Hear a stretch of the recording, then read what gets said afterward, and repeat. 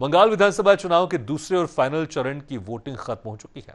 इस फेज की 142 सीटों पर 90% से ज्यादा मतदान हुआ है।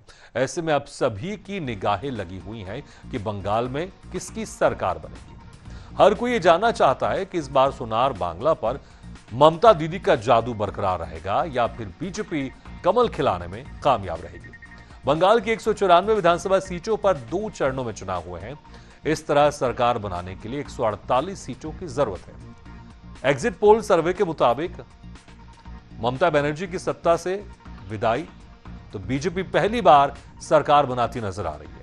एग्जिट पोल के 4 में से 3 सर्वे में बीजेपी की सरकार बनती दिख रही है, तो एक सर्वे में ममता बनर्जी को बढ़त दिखाई गई है। फिलहाल अब सभी की नजर 4 मई को आने वाले चुनाव परिणामों पर है।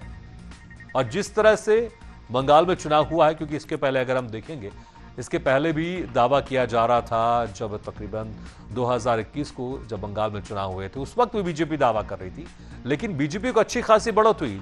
बीजेपी के वोटिंग प्रतिशत में तकरीबन 27% का इजाफा दिखाई दिया उसके पहले के चुनाव में।